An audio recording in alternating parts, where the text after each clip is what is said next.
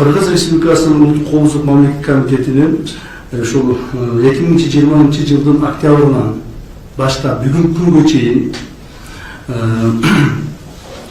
бардыгы болуп 168 миллиард 287 миллион 49 миң 184 сом өлчөмүндөгү акча каражатын кайтарды. Бул бүгүнкү курс боюнча доллар менен 1 миллиард 945 миллион 515 миң 19 доллар акш долларынан ашык болот экен. Демек, дагы жолу айтайын, Кыргыз Республикасынын Улуттук Коопсуздук мамлекеттик комитетинин кайтарган акчалары бардыгы 168 миллиард 287 миллион деп коеюнчу, сомдорун айтпайм. 1 миллиард 945 миллион доллар болуптур. Булардын арасынан акчалай түрүндө 37 миллиард 776 миллион сом, мен кыскаларын айтпай эле коеюн, себеби сөз көбөйүп кетет экен. Акчалай түрүндө 37 миллиард 776 миллион сом болуптур. Бул деген 436 миллион 725 миң акш доллар болот экен. Мүлк түрүндө 130 миллиард 510 миллион сом болот экен. Доллар түрүндө 1 миллиард 508 миллион доллар акча болот экен. Кылмыш иштерин жана мүлктү ишке ашырып алганда төмөнкүлөр күтүлүүдө. То есть биз мына ушул декабрь айынын аягына чейин дагы кошумча 40 миллиард 893 миллион сомдук жумуш аткарып бүтөбүз деген оюбуз бар. Булар азыр кылмыш ишин алкаганда каралып жана бүтүп аткан жумуштар. Бул 472 миллион 755 миң доллар болот.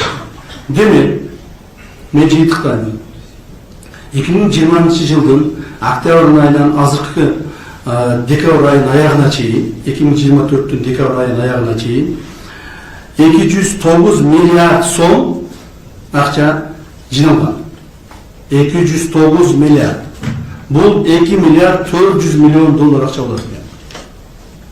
Так, 2 миллиард 400 миллион доллар акча болот.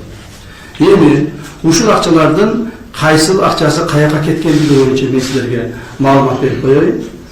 Зыяндык ордун толтурулган каражаттар боюнча акчалай түрүндөгү 37 миллиард 776 миллион сомду каяка кеткендиги. Республикалык бюджетке 3 миллиард 352 миллион акча кетти. Мен мындай суммалардын сомдорун айтпай жатам, акыркыларын. Мамлекеттик бажы кызматына бажылык бузуулар боюнча 395 миллион 503 миң акча каражатын котордук. Мамлекеттик салык кызматына салык жашыруу боюнча 4 миллиард 394 миллион доллар сом акча котордук. Доллар эмес, сом. Турукташтыруу фондуна, став фондго 16 миллиард 952 миллион сом котордук. Стадион курууга, конкретно мына стадион, жаңы стадион билесиздер. Ошо жаңы стадионго дагы ушул биздин толукталган акчалардан которулду. Ал жерге которулган акча 12 миллиард 681 миллион сом. То есть УКМК өзүнүн жанагы топтолгон акчаларынан өз билемдик менен бир дагы сом акчаны биз иштеткен жокпуз жана иштете албайбыз мыйзам боюнча. Ошол акчалардын бардыгы бизге депозитке түшкөн акчалардын бардыгы мына ушинтип бөлүнүп мамлекетке кетет. Андан кийин мамлекет уже бажы кызматы, салык кызматы, республикалык бюджет, став фонд булардын бардыгын өздөрү ошол жерде иштетишет.